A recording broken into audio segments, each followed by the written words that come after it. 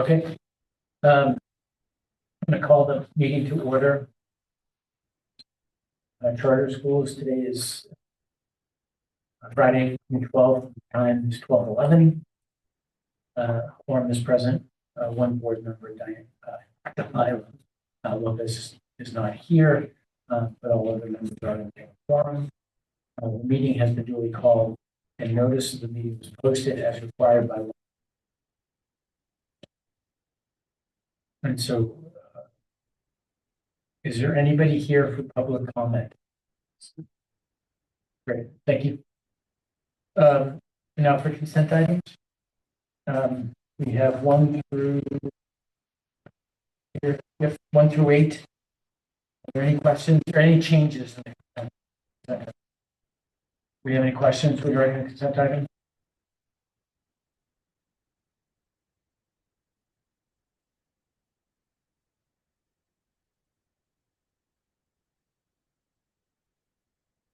Questions? So do I hear a motion to approve consent items 1 through 8?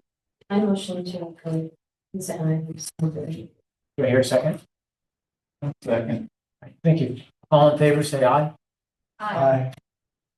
Consent items 1 through 8 passes unanimously. Approved. Right. Let me one separate item that we have to discuss is the budget. Going away. Thanks. A couple of things, we'll just go ahead and jump in. First thing I'd like to do is to. Yeah. Thank you. Okay, Sarah, to do the, okay. Yeah, is that the right one? Yeah. Okay. Yep, so I'd like to first introduce the team who put the budget together. I mentioned to you before, leading the team is Ken Hammond, our VP of FP&A, but also critical to our processes, Kenneth Johnson, who's budget analyst on our team, and Shadaria Mallory, who's the Director of Accounting and Systems. So we're really thankful to them. They spent countless hours planning, building, working with teams to bring the budget that you see today. So we're really grateful to their service, to the students, to the board. So today we'll cover a little of the budgeting process and share an updated forecast for the end of the current fiscal year. So you can see kind of where we're tracking versus now. We'll cover assumptions that are built into revenue and expense numbers and show a summary of activities or anything. Report to you all. And then we'll close with deeper dives into revenue and expenses with ideally time for questions.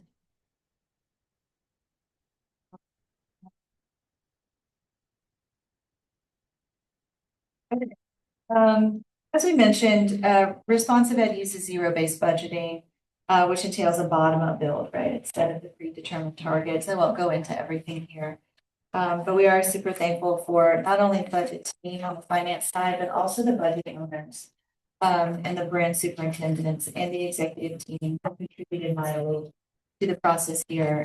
It does require quite a bit of investment on their end to do zero-based budgeting. We're thankful for their participation. I promised a little bit about fiscal year 26, where we are currently. That will end at the end of June. So before we dive into fiscal year 27, I wanted to share that we are forecasting a budget surplus of just over $11 million ending in June. I do caution that this estimate uses actuals data through the end of April, but still estimates for May and June. So fluctuations are expected in May and June. We're unlikely to end up straight right at this number that will affect the final numbers. Regardless, though, we still do anticipate another strong year financially for Responsive Ed Texas. So excited about that. You can see here so what we're expecting. We're expecting a loss in TCPA of 2.1 million, but strong surplus in Premier, surplus in Texas Works as well.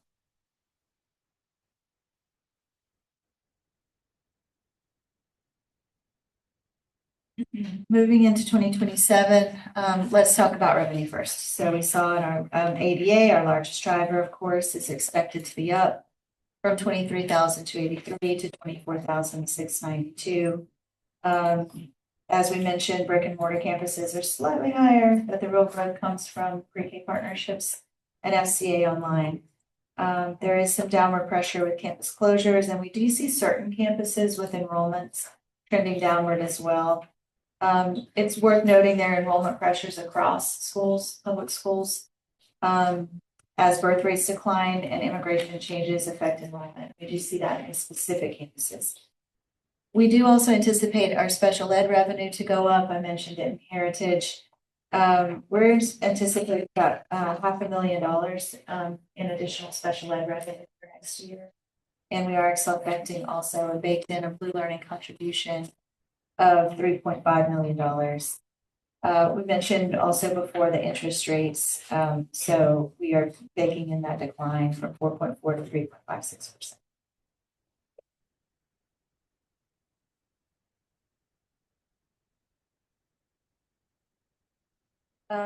Some major assumptions with regard to the expenses. So payroll makes up the largest portion of expenditures by far, right? In education, very people heavy business. And so salary and benefits will make up just under 60% for responsibility of all of the costs. So very important to pay close attention to those because even small changes can make a big difference in the numbers. So for fiscal year 27, we are forecasting a 2.5% increase in wage rates. This year, for the first time, though, we're also baking in vacancy savings. So you mentioned it earlier, as positions go unfilled, that is a savings technically to the organization, or when they're filled with substitutes. So some other things that we're thinking about with regard to expenses are teacher retention allotments and support staff retention allotments to forecast, and also major medical insurance. We are anticipating an increase to major medical about 3%. Overall, outside of payroll and benefits, we are anticipating inflation about 2% applied to supplies, utilities, and contracted services. And though we expected insurance for like general liability, property, et cetera, to go up at just over 4%, and that is baked in, I'm happy to report that yesterday we found out that our insurance is actually going to go down 1 year to the next. Yep, 2.8%. So that's not quite baked in the budget yet, but it is in the savings we anticipate. We do have contingency. Again, it needs to be flexible for things we don't know about. So there's $4 million, and that is usual. It's the same amount this year, spread across the charters. We also are applying this year in the budget for the first time the interlocal agreement between Premier and Texas Works. So those two do share many things, including some staff, space, et cetera. And so there is an interlocal agreement to more directly apply the costs in the right place, and the revenues, I'm sorry, not the revenues, but to share the costs more appropriately. Some other areas that aren't listed here is debt service is a big one as well. We're not anticipating any new debt this year, so that is remaining for the debt service schedule. And leases and rent are based on lease terms and baked into the campus finance. We talked about some strategic investments. I won't rehash those, but curriculum investment, facilities, especially for. I'm sorry. Yes. So I meant to ask this in the last one we were talking to. Facilities, are those enhancements or to existing facilities, or is it for growth build? So in the change is related to repair and maintenance. So those would be necessarily for existing. There will be some expenses also for growth, but the bulk of the change from year over year is for repair and maintenance.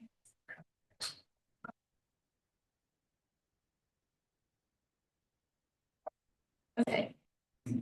Here is the summary statement of activities. The net surplus we're presenting is the 8,181 million that you saw there in the bottom right.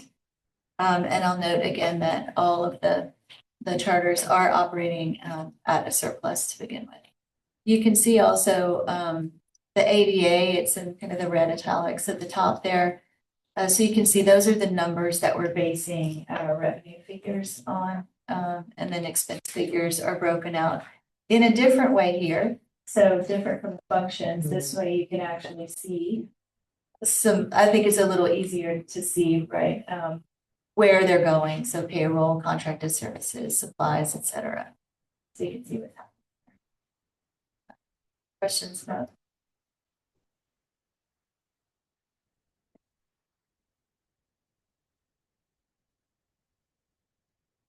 This is revenue. So revenue is forecast to be at 317 million for fiscal year 27. And the refined ADA number is, again, is 24,692. So these are revenues broken out in the same way you've seen before, local, state, federal, that you saw in the last presentation as well.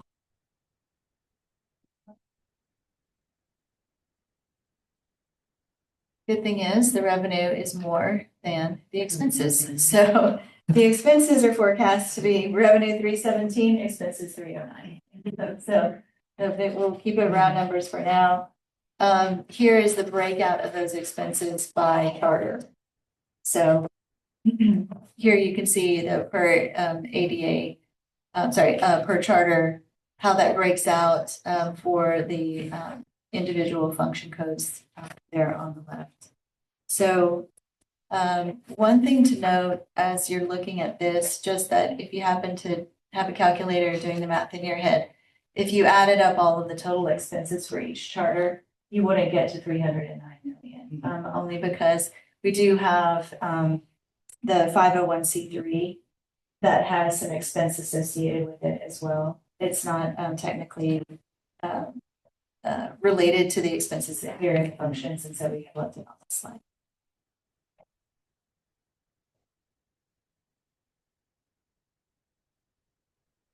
Any questions? No, I'm just jumping ahead the math, though we're gonna retain about 8. Yep. Yes, so we have it. Yes, so about 8 million. Which is a good healthy surplus. It does put us, I think I mentioned before. S&P was looking for a 1.5x debt service coverage ratio to bump us up, and that this budget was just under that. So we're aiming for the financials that we believe we need to be able to get that rating. That's good, that would be nice. So Kathleen, the elimination column where you're subtracting out the 501c3 expenses, or is that something different? Yes, it does. Yes, you can see here. Yes. So the elimination column is for some of the fees that are associated with the intra-company transactions.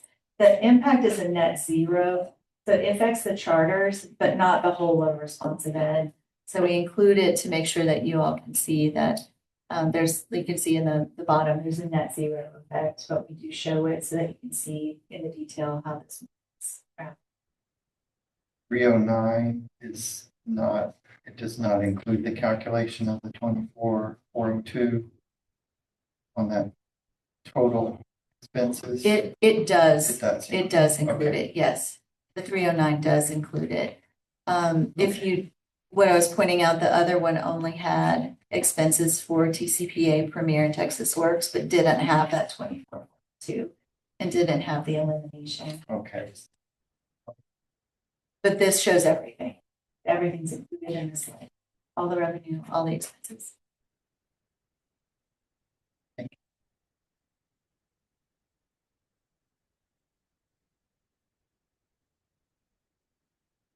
Any other questions? Nothing. Again, good job. Thank you, Tam. All the slides. That's all the slides. Okay. Yeah. Next one is. Thanks again. Appreciate it. Welcome. Okay, so I'm going to ask for a motion to approve them. Just make sure. No other questions? I just wanted to compare, I was comparing to last year's budget forecast, since we haven't finished that yet. I can't tell how good we did at projecting last year versus this process looks much more thorough and deep dive, maybe. Joe, could you tell me, compared to last year, that we went more in depth process than the prior forecast that we did, because I was just trying to compare our forecast from last year versus actual.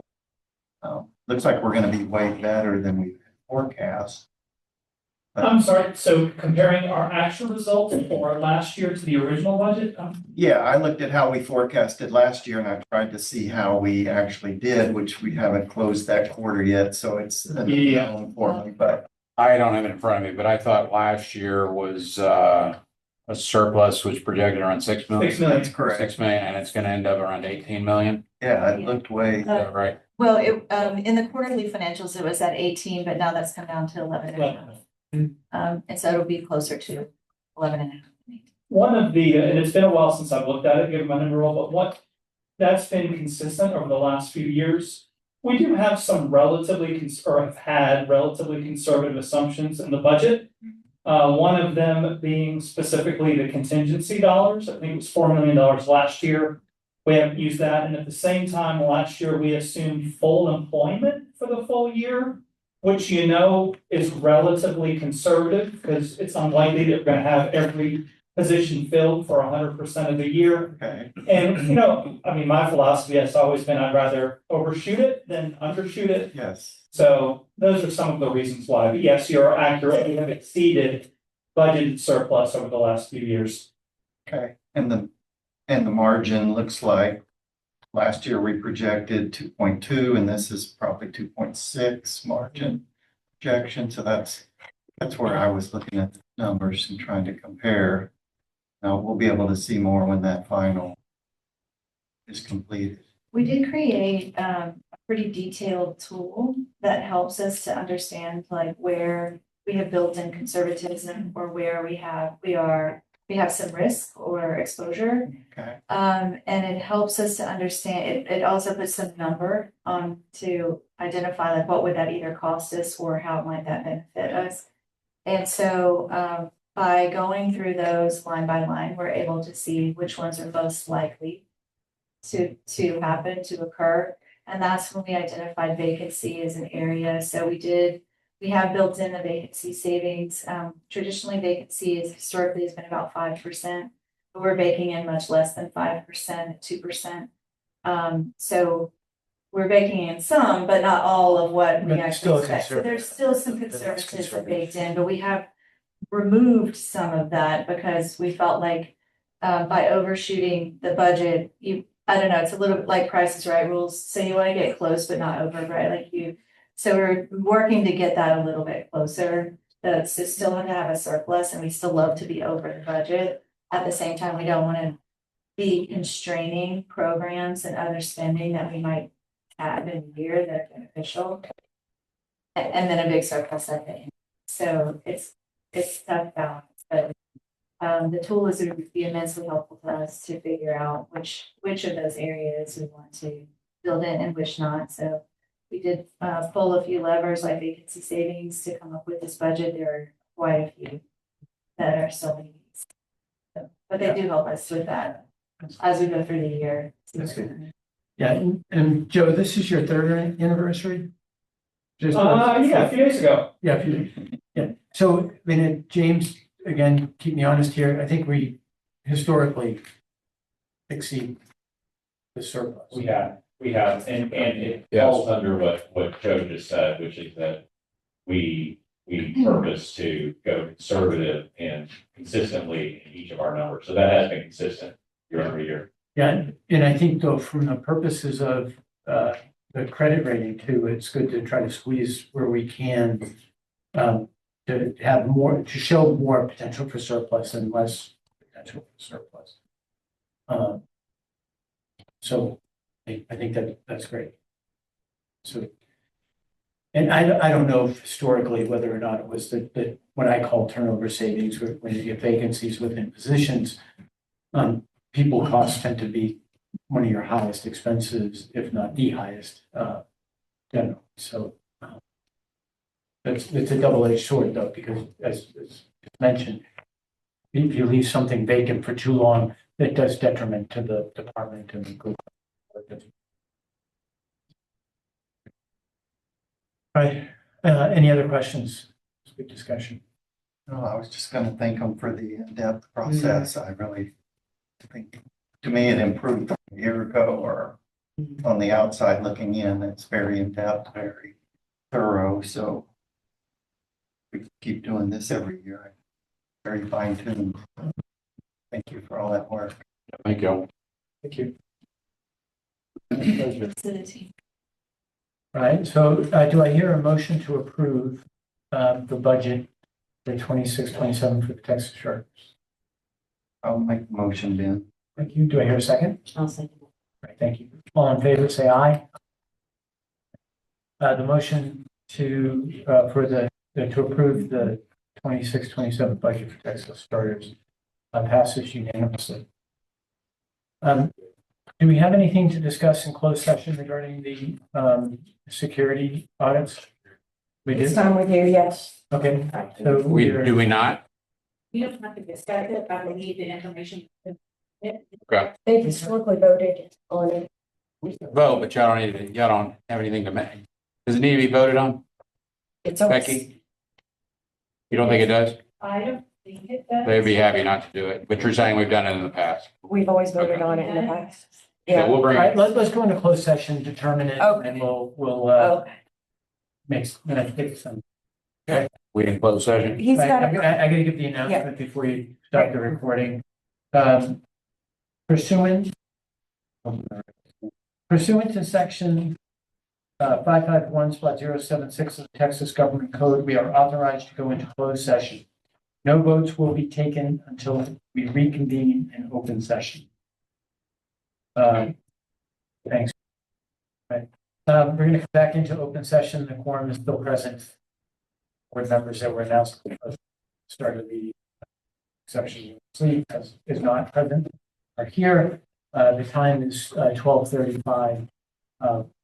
There is one item, the approval of the two school marshals for Texas that seek approval for, and I would ask the board for a motion to approve the new school marshals that were presented earlier in a security meeting, as well as just discussed.